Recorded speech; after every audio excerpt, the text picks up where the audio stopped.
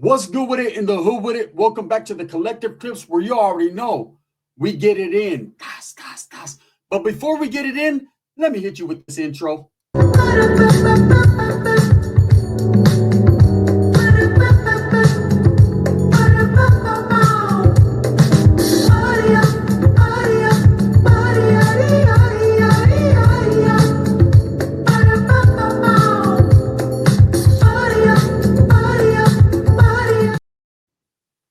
Welcome back to the Collective Clips. If you have not hit that like and subscribe button, make sure that you touch it. Put your notification bell on all so that way you're directing the direction of the dope content that the gun is kicking. And I appreciate all the support. Thank you very much. I'm humbled. So, episode 4, Super Gangs. And this one right here in Northern California pretty much takes the cake. There's going to be a lot of people like, nah, mine, homie, Hayward, orale, Sanjo, orale, fucking Merced, Modesto, Stockton, Sacramento, Tulare County, and on back, right? Even Fresno, the west side, right? But this hood, this barrio that I'm talking about today, Salinas, East Marketa, the Semsters, Sam don't give a damn, right? Is a barrio that is very well respected in Northern California and California, period. I've done so much time with Semsters, you know, all the way back to the Youth Authority days, man. The first homeboy that I ran into that was a Semster was the homeboy Shotgun from Salinas. And I remember he was in there for gauging 2 people, and he let everyone hear that story every day that we were there. Now, Salinas reminds me of San Jose. Very small, kind of like a valley city. But the reason it reminds me of San Jose is because these guys were born with red paños in their hands from the womb, right? From the womb to the tomb. The Norteño influence is very heavy in Salinas. Salinas has always been considered headquarters for a prison organization that represents the North. That's a fact, right? There's a lot of history there. And when you cruise through the city of Salinas, you see and you feel the historia of the Northern movement, right? Now, don't get it twisted. In the city of Salinas, there are Southsiders. They've been established for a very long time. There's some very well-known barrios out there. But the Northern influence is very top-heavy. There's more Norteños than there's anything there. And they have definitely been under investigation, in the limelight, and on the real for a very long time. You know, I could sit here and I could talk about a lot of barrios from Salinas, like the Bahamas, Casitas, you know, so many more, right? And if I miss your, and I'm not trying to skip over your neighborhood because I'm going to be doing these on all of them. But to me, the Semsters always stood out. And the reason being is the mentality there. The mentality of being one of the older neighborhoods, one of the older barrios, and the lineage of Norteños that came from there. Okay, now I remember there was a homeboy named Garfield, rest in peace, that's my boy. And when we did time, he gave me a lot of the history on Salinas and he knew his thing. I used to call him Fat Cat, right? He used to be like, hey, what's up, homie? That's how he talked. He had fucked up teeth right there. He used to say, hey, I'm from Sam, homie. Salinas East Marketa.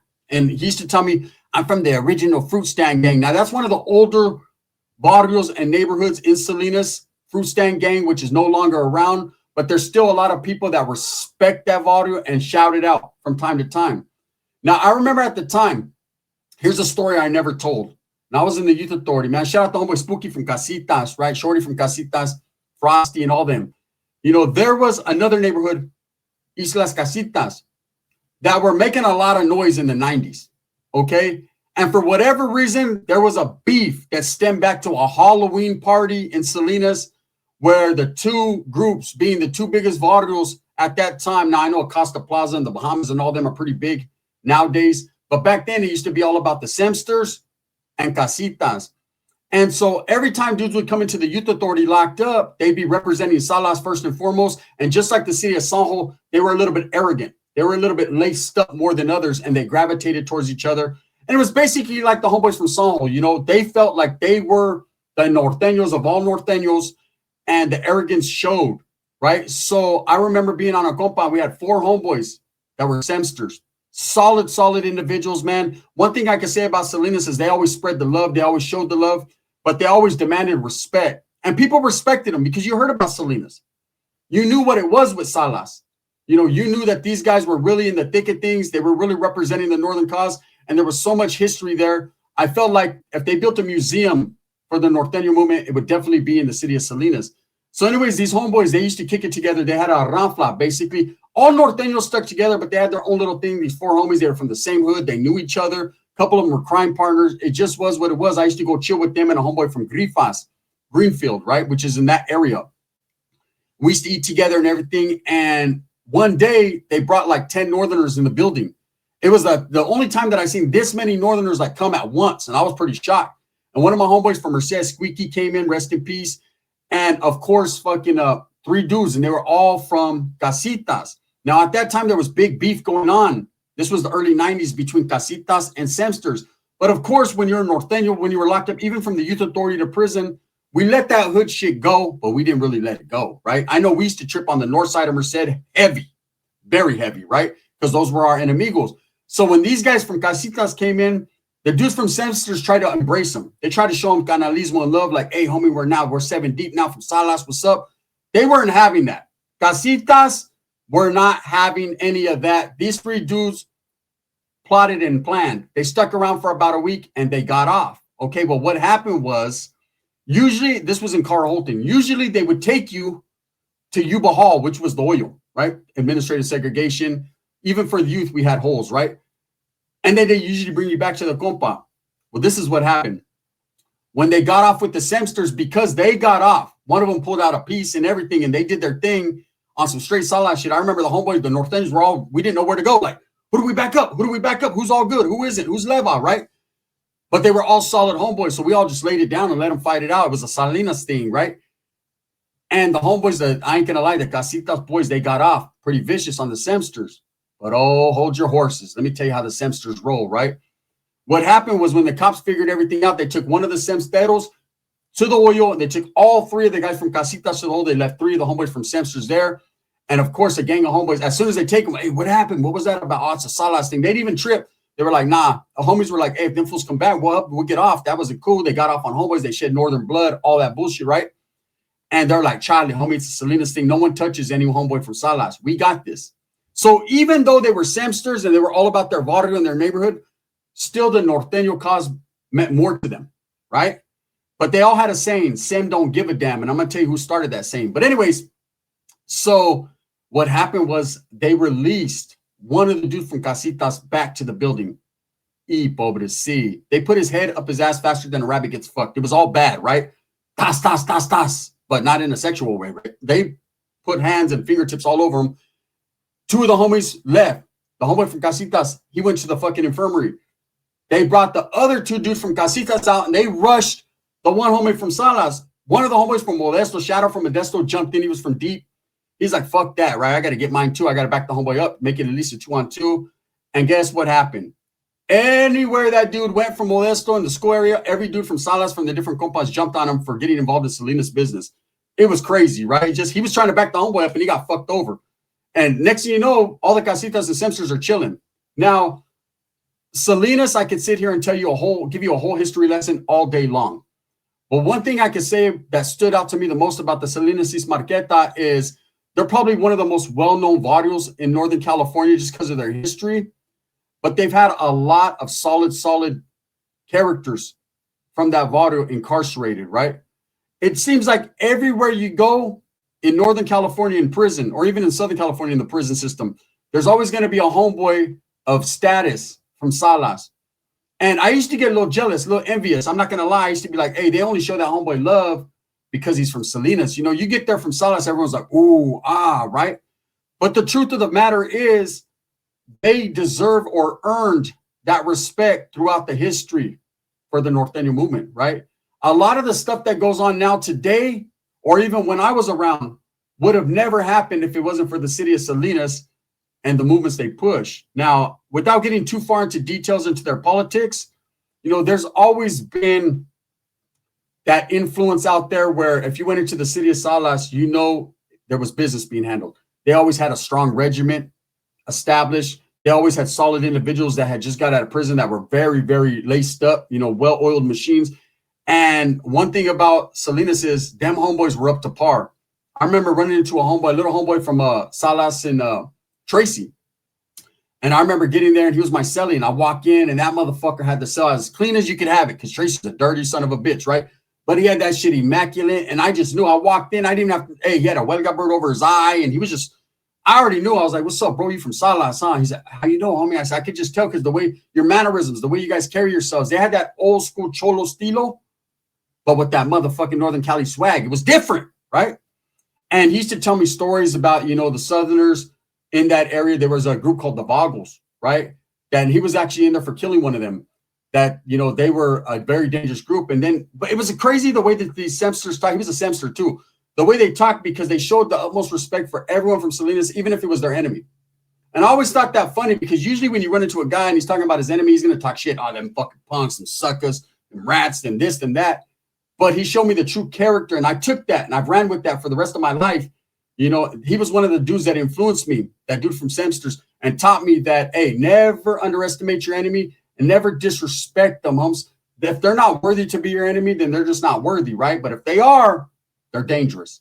So Salinas has always showed a lot of love to them and theirs only. Now, there's a lot of stories. One of the big stories, and I haven't seen really no one talk about this, was the story about the Cap Saloon shootout. And I don't know if I told you guys, how I played a little bit of a part into that, but I'm going to explain this to you. It was after the fact. I didn't play a part into the murder, not whatsoever. I'm not trying to claim that fame, right? And subsequently, since that story happened, and it's been a long, long time, I know a lot of people that study the city of Salinas or look into Salas or the Semsteros or anything, you see the Cap Saloon incident. It's broadcasted worldwide. Everyone knows the story, right? Well, the guy who was actually the shooter in that case just was released. He was just released, and I haven't seen anyone really do too much content on it or talk about it. But I know he went up to board, man, and he got out. So he got some givebacks. Now, I don't know if he's moved back to the city of Salinas. He's not in the greatest of standings. I'm sure the smart thing to do is get out the way, because them dudes in Salas, they play that active shit to the fullest. They're not going to allow any influence of dropout gangs or any of that to establish in their city. That's just what's not going to happen. You might have like DOs or dropouts like around Salas, but in the city of Salinas, chale tamale. They're not going to allow that to happen, because they got a reputation to uphold, especially the Semsteros, the Semsters, who I said have always been the outspoken group, or the group more focused on in Salinas than anyone. Nowadays, I don't know, man. I hear about these youngsters from Bahamas, Costa Plaza, all that doing their thing, but there's always a Semster in the building, like I said.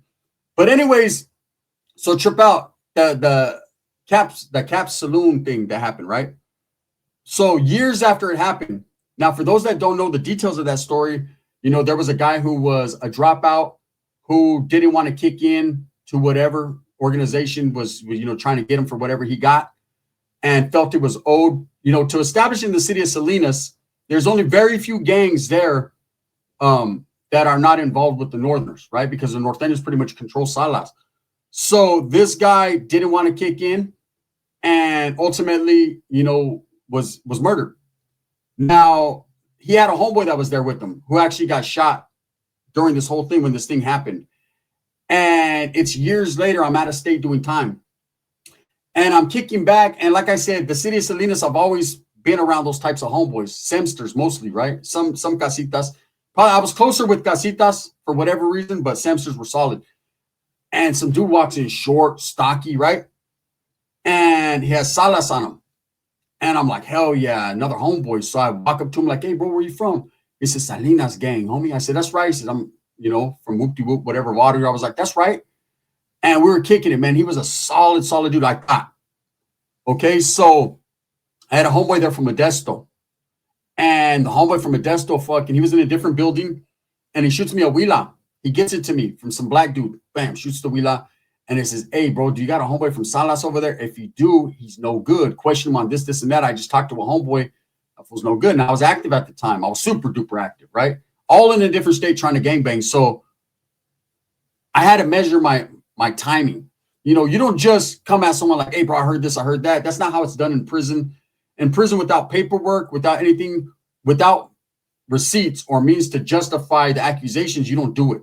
And anyone that's really done time will tell you, you don't just, even though a homeboy said, hey, Holmes, keep this dude at a distance, put him on freeze, put him on ice, you don't just automatically jump to conclusions, because that can put you in a wreck, right? Because remember, if you accuse someone of something and you don't have paperwork or you don't have proof, that's your ass, right? And so I understood that, even though the Northender car, we weren't that deep, there was like 4 of us right there, still, just out of realism and being a real one, I understood I couldn't And this is a homeboy from Salinas. And like I said, everybody's like jocked him, right? Like, damn, that's the big homie. He's all broshad out and shit.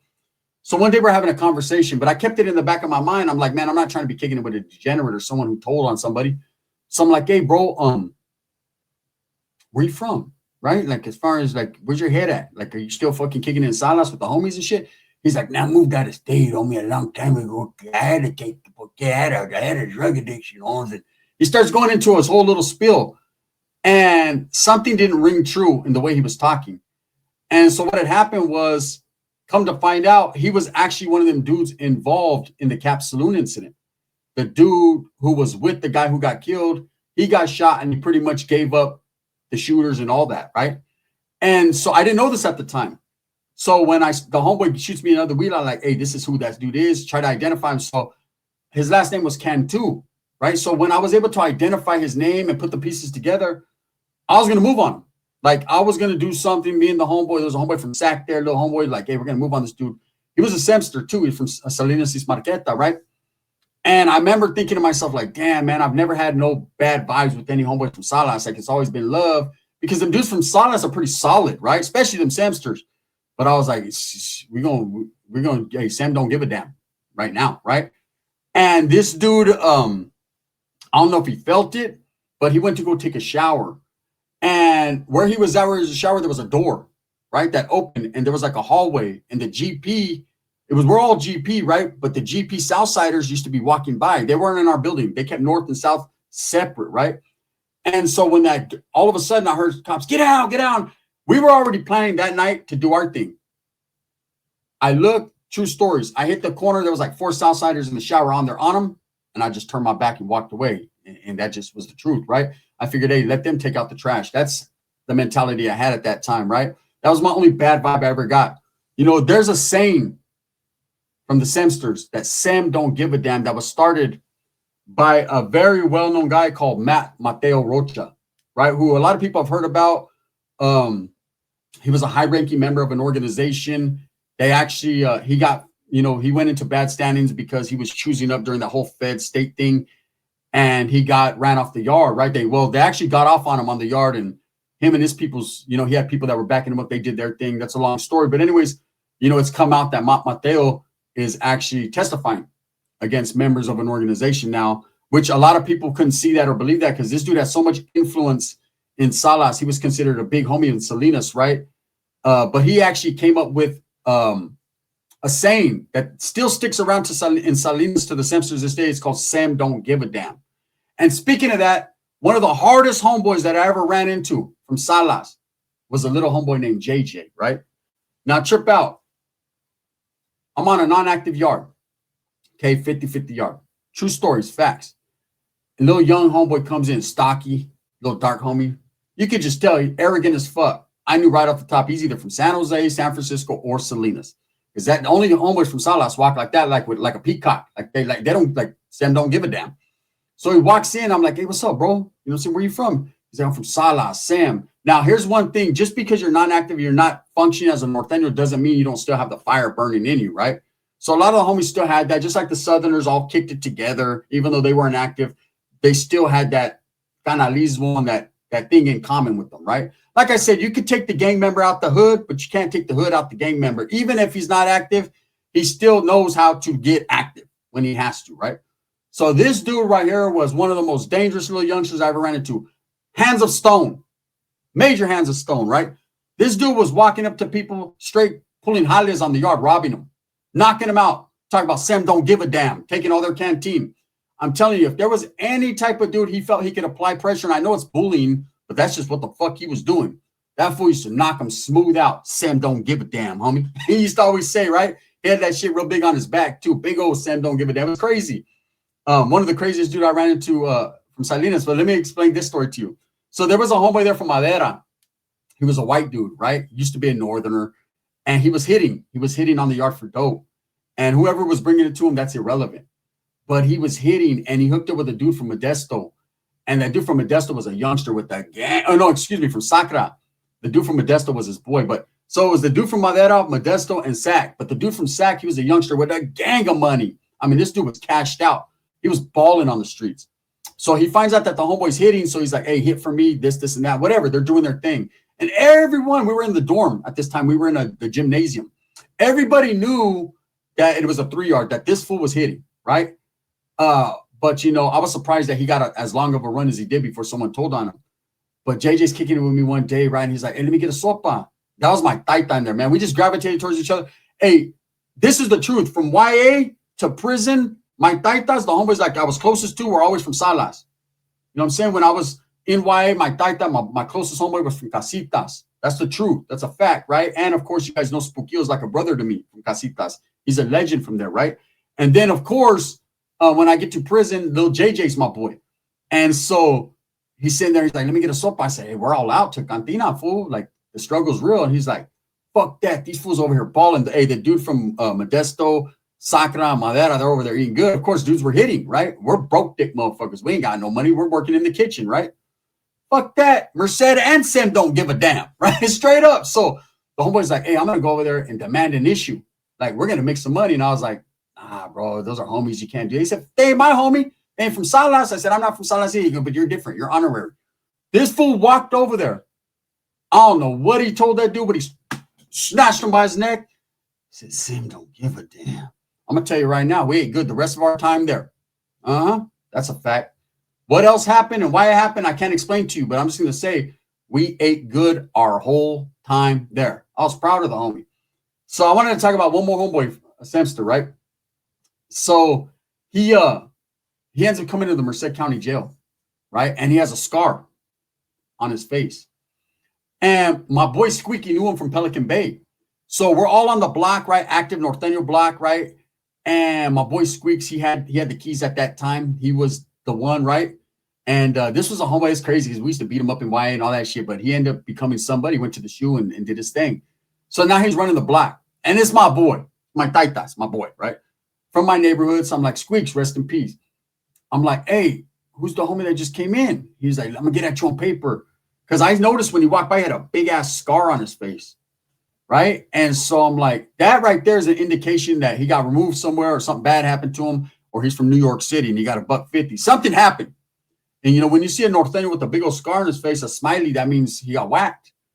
And that means he's not good. So I'm like, what's up? He's like, nah. So he tells me, hey, the homeboy fucking, he's solid, bro.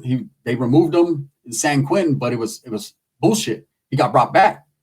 And so I'm going to take fucking the homeboy Squeaky's word for it. He said, I was with him in the Bay. He's a good homeboy. It's solid, right? So everyone's like, all right, it's on you, homie, right? Chip out on this. This motherfucker right here, bro, was not in good standing. So Squeaky was aware that he was when they were in Pelican Bay, but since he got out, things had changed. Things still ain't the same in the gangster era no more. Does Dr. Dre say it like that? Anyways, we go out to the yard. There was a homeboy named Red Rum.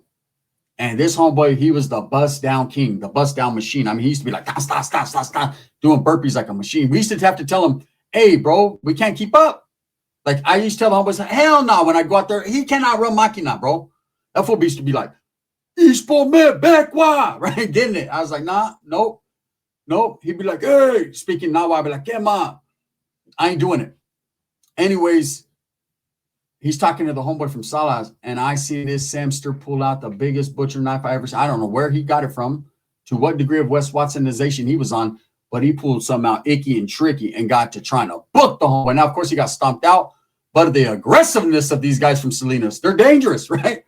Anyways, man, you know, as far as Salinas is Marketa, that is probably one of the most well-known hoods in Northern California, most revered. And I know everyone's going to say, no, my body, but the truth is, everybody knows that Salas just don't give a damn. With that being said, thumbs up or thumbs down. Heavy's going to be the head that wears the crown. I'm going to continue to strive, struggle, and strive for what I truly believe in. That's the betterment of all people. I hope you enjoyed the story of the day. Super gangs, I got a whole lot more for you. Let me know if you want me to do your video. If I had interaction, I will. If I didn't, Spencer. You know, you can't be from like somewhere like Exeter talking about, hey, do my fucking video. Like, bro, I don't even know what Exeter's on. But shout out to Exeter. The gun. Bang, bang.